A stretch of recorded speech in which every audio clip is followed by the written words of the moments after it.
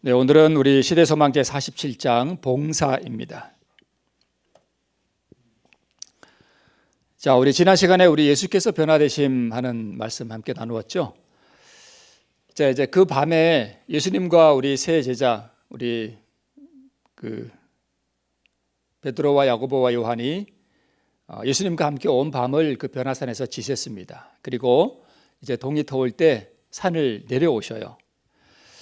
근데 내려올 때 아무도 말이 없습니다. 예수님이 저 앞에 걸어가시고 베드로, 요한, 야고보가 이렇게 뒤따라가는데 아무도 말이 없이 지금 내려가고 있습니다. 그 장면 여러분 상상이 이렇게 되시죠? 말 많은 베드로, 항상 이렇게 말하기 좋아하는 베드로도 입을 꾹 닫고 지금 내려가고 있습니다. 마음이 지금 어떻다는 거예요? 뭔가 좀 그런 것 같아요. 그들의 마음에 두려움이 있고 또 많은 생각들이 있었다라고 이렇게 기록되어 있습니다.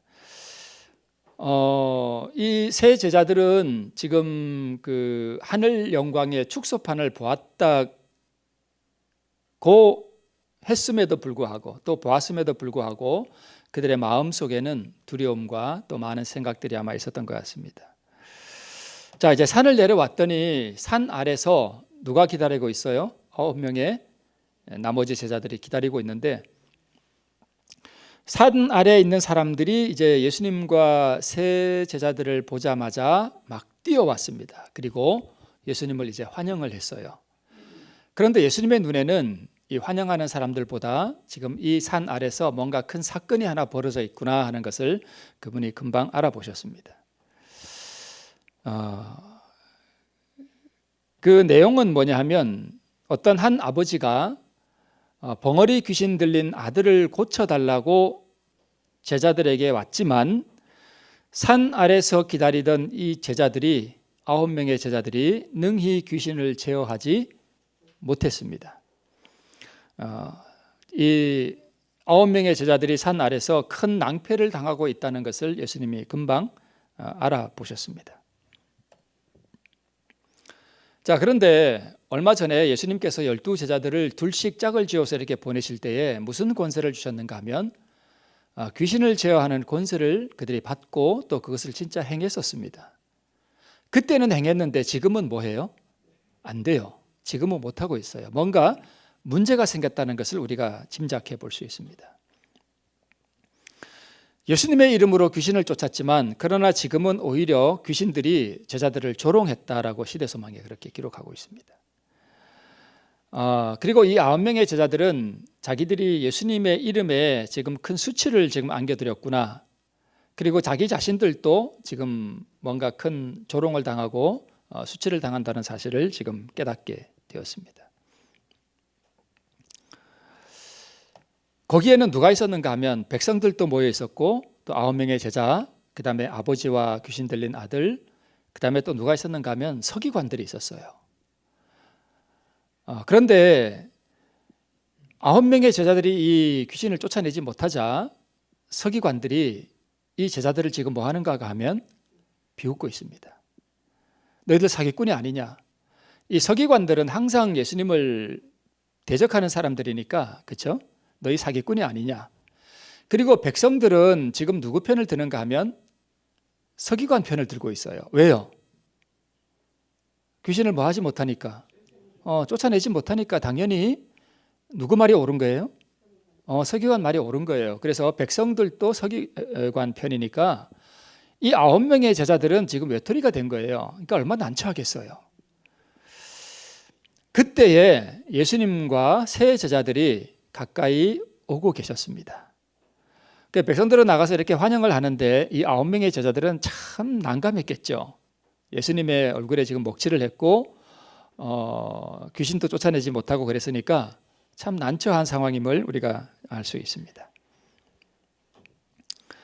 자, 그런데 예수님께서 그때에 이렇게 질문을 하십니다. 너희가 무엇을 저희와 변론하느냐 이렇게 물으셨습니다.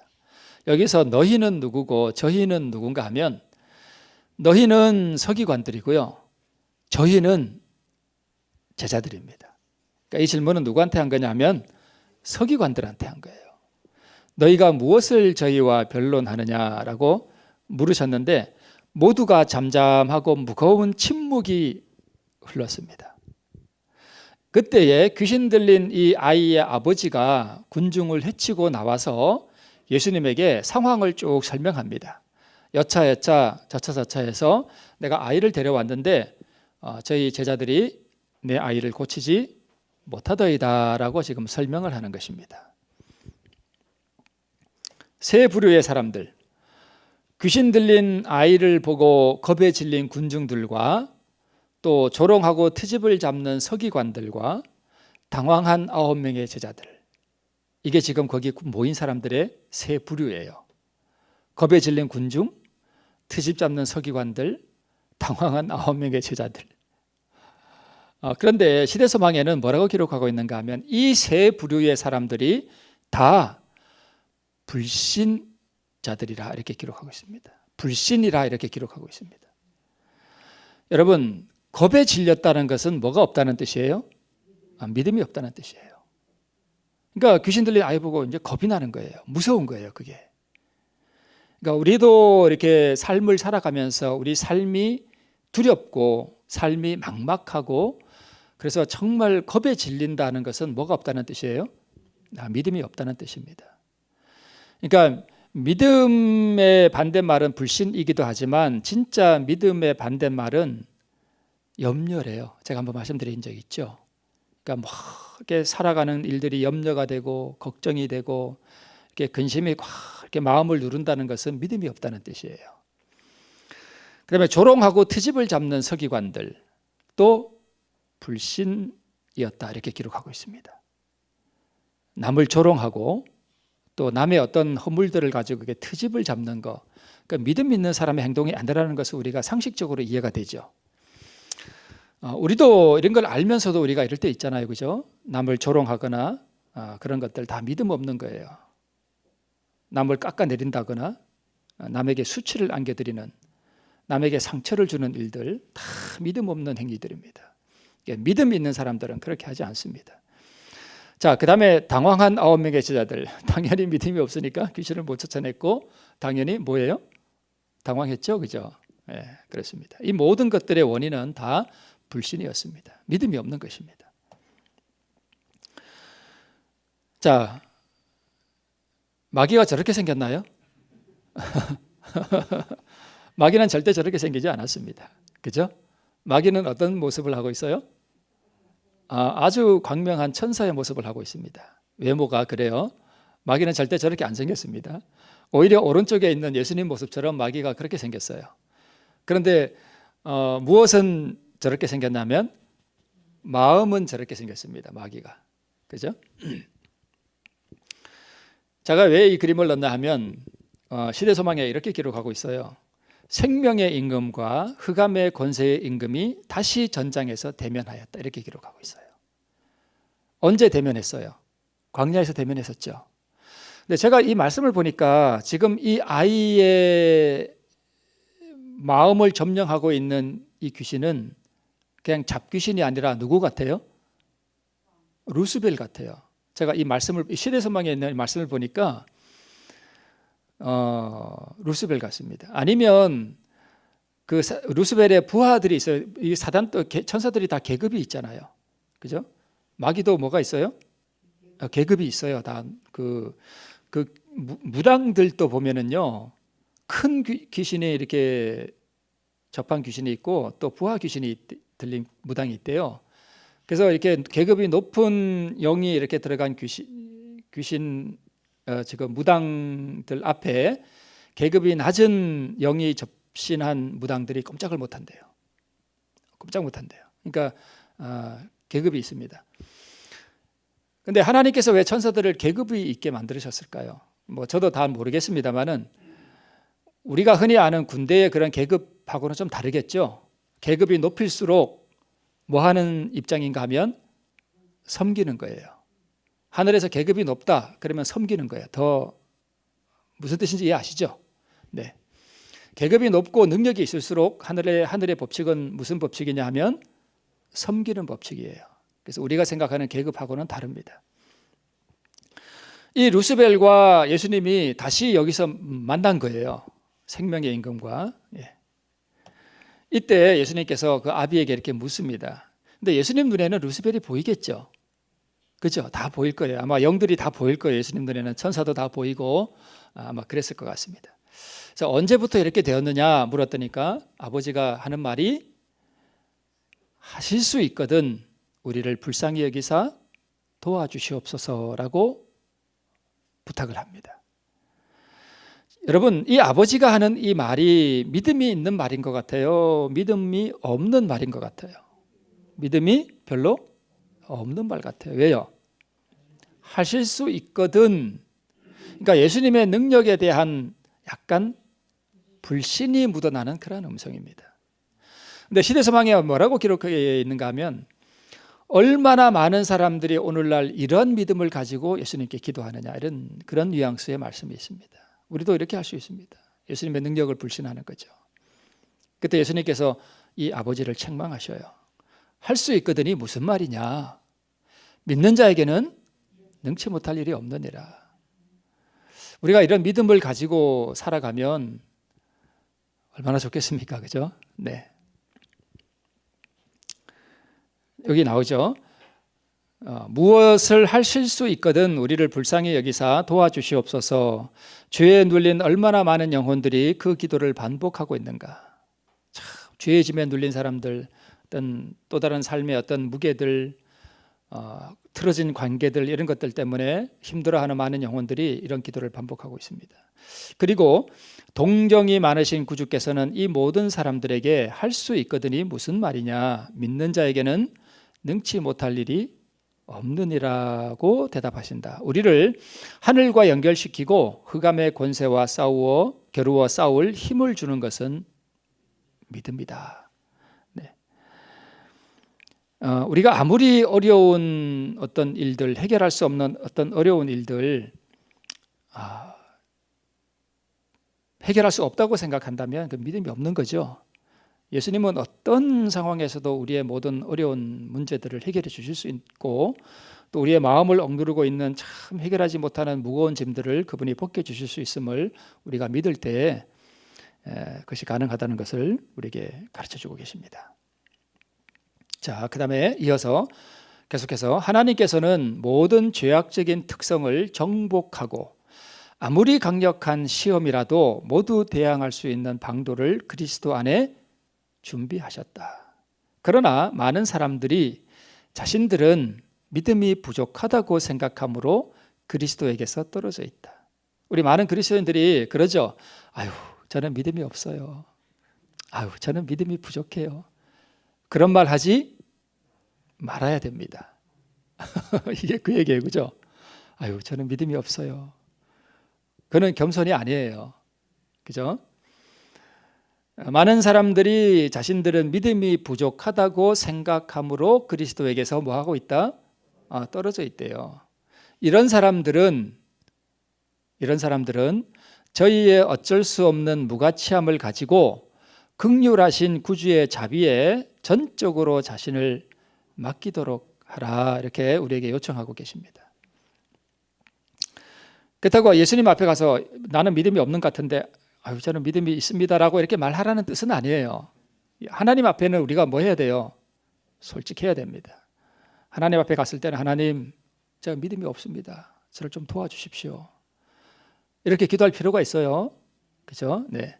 그러니까 나는 믿음이 없기 때문에 뭐 하나님 앞에 나가고 또 어떤 내가 당면한 어떤 문제들을 해결하기에 내가 참 너무 믿음이 부족해서 나는 이거 할 수 없다라는 그런 나약한 믿음을 가지지 말라는 것이지 하나님 앞에 우리의 마음을 이렇게 위장하라는 그런 뜻은 아닙니다. 솔직해져야 됩니다. 긍휼하심 자비에 전적으로 자신을 맡기도록 하라 이렇게 말씀하고 있습니다. 계속해서 자기를 보지 말고 그리스도를 쳐다보라. 사람들 가운데 거니시면서 병든 자를 고치시고 사귀를 내쫓으신 그리스도께서는 오늘날에도 역시 능력 있으신 구속주이시다. 믿음은 하나님의 말씀에서 온다. 그렇다면 내게 오는 자는 내가 결코 내어 쫓지 아니하리라는 그의 약속을 굳게 붙잡아라 라고 우리에게 요청하십니다. 그의 발 아래 몸을 던지고 내가 믿나이다. 나의 믿음 없는 것을 당신께서 도와주소서라고 부르시더라. 여기 나오죠. 하나님 앞에 저 믿음 있습니다라고 이렇게 위장하지 말아야 됩니다. 하나님 앞에서는 우리가 솔직해져야 돼요. 나의 믿음 없는 것을 뭐 해주십시오? 도와주십시오 라고. 그대가 이렇게 하는 동안에는 결코 뭐 할 수 없다? 멸망할 수 없다. 결코 그럴 수 없다. 이게 얼마나 귀한 보증입니까? 그러죠? 우리 앞에 있는 말씀을 다시 한번 볼게요. 하나님께서는 모든 죄악적인 특성을 정복하고 아무리 강력한 시험이라도 모두 대항할 수 있는 방도를 그리스도 안에 준비하셨다. 그러나 많은 사람들이 자신들은 믿음이 부족하다고 뭐함으로? 생각함으로. 여기 생각이 또 나오네요. 그죠? 생각. 그러니까 진짜 믿음, 우리를 하나님께 드리고 하는 그것에 참 많이 나오는 게 바로 우리의 생각이에요. 그죠? 자, 그러면 9명의 제자들이 왜 실패했을까요? 나중에 이제 이 귀신 들린 아이를 다 예수님께서 고쳐주신 다음에 제자들이 묻습니다. 예수님, 어찌하여 능히 그 귀신을 우리는 쫓아내지 못했습니까? 라고 물어봐요. 그랬더니 예수님께서 하신 말씀이 뭐예요? 너희 믿음이 적은 영혼이라 이렇게 말씀을 하셨습니다. 자, 그러면 믿음이 적은 연고라는 의미를 우리가 좀 짧게 한번 좀 살펴보겠습니다. 왜 못 쫓아냈을까요? 그 원인이 여기 있습니다. 세 가지예요. 죽음에 관한 그리스도의 말씀은 슬픔과 의혹을 제자들의 마음에 일으켰습니다. 그 다음에 물론 예수님이 이 9명의 제자들은 변화산에 올라가지 못했지만 가이사랴 빌립보에서 이미 예수님께서 그분의 죽음에 대해서 뭐 하셨어요? 말씀을 다 하셨어요. 그래서 이 산 밑에 있던 9명의 제자들도 예수님이 뭐 하실 것을 안 거예요? 죽으실 것이라고 하는 그 얘기를 들었기 때문에 그들의 마음속에 슬픔과 의혹이 이렇게 있었습니다. 그 다음에 세 제자만 선택받은 것에 대해서 뭐가 일어났어요? 시기심이 일어났습니다. 그렇지 않겠어요?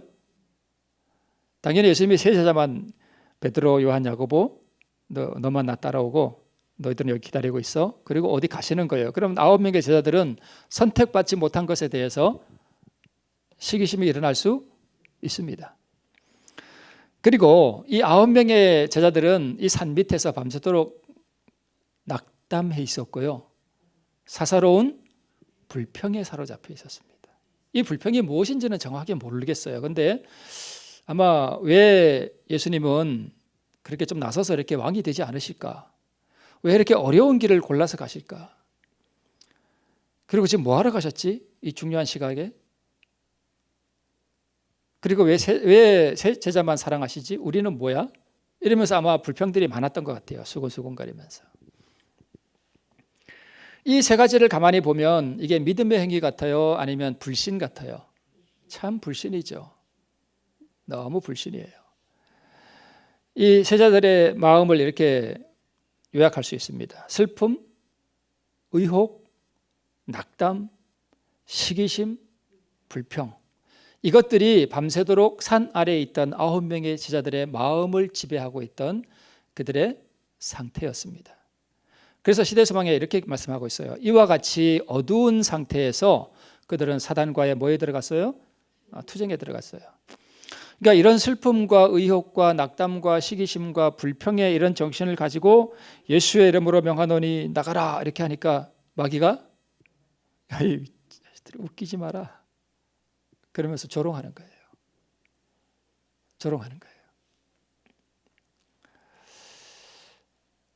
자, 여기 가만히 보니까 우리 그 믿음으로 말미암는 의인은 생각과 감정이 참 중요하죠. 그죠?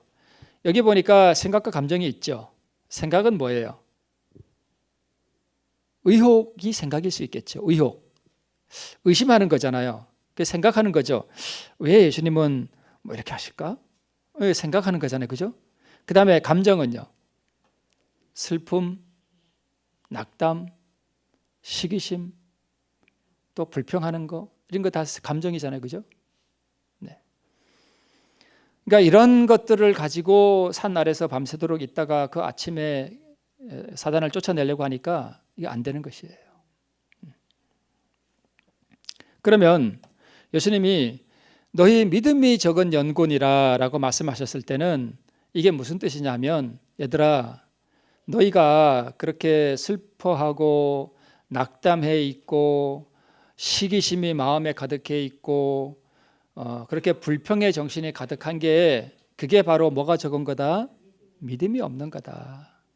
너희가 그런 것을 마음에 받아들이고 그것을 마음에 간직하고 있으니까 믿음이 있을 자리가 없는 거예요.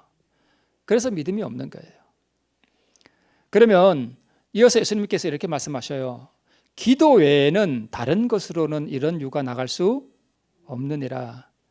그러면 여러분 이게 무슨 뜻이에요? 9명의 제자들이 귀신을 쫓아낼 때 사실 그렇게 예수님의 이름으로 귀신을 쫓아낸다는 것은 사실 그는 기도일 수도 있거든요. 기도이기도 하거든요.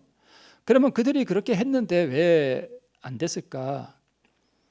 여기서 말하는 이 기도라는 것은 사실 이 제자들은 예수님께서 변화산에 올라가신 동안 뭐 하고 있어야 됐는가 하면 기도하고 있어야 됐습니다.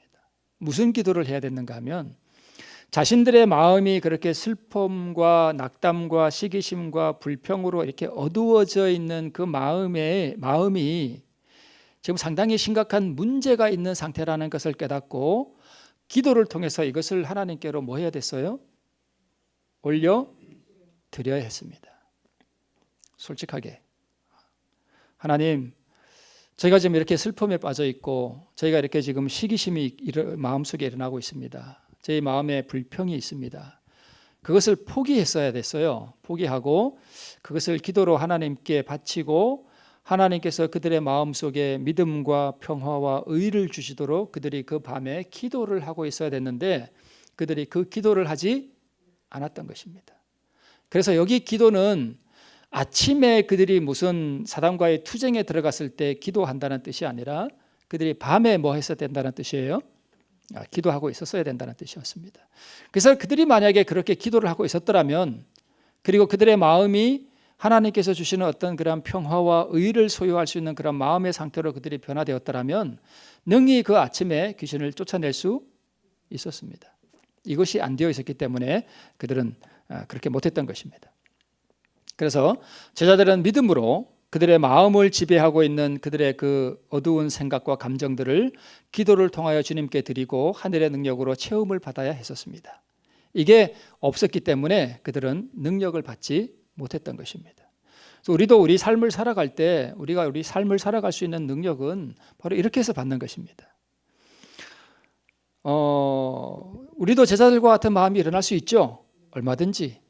우리 삶을 대표하는 거예요. 그죠? 산 아래에 있는 우리의 삶을 대표합니다.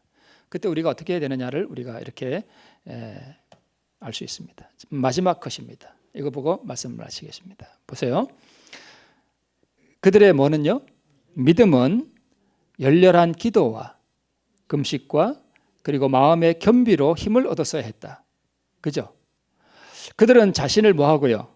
비우고, 그러니까 그들의 마음을 지배하고 있던 것을 비워야 했습니다. 비우고 성령과 하나님의 능력으로 충만하게 체험을 입었어야 했다. 하나님께 열렬하고도 꾸준하게 탄원하는 믿음, 하나님께 전적으로 맡기고 그 사업에 아낌없이 헌신하는 믿음, 그것만이 정사와 권세와 이 어둠의 세상 주관자들과 하늘에 있는 악의 영들에 맞서 싸우는 전쟁에서 사람으로 하여금 성령의 도우심을 받을 수 있게 한다라고 말씀하고 있습니다. 자, 오늘 이 9명의 제자들이 왜 실패했는가 하는 것을 우리가 시대소망을 통해서 요약하면서 우리가 살펴봤습니다. 우리의 삶에 제자들의 마음과 같은 그런 것이 있거든. 오늘 우리는 그것을 어떻게 해야 돼요?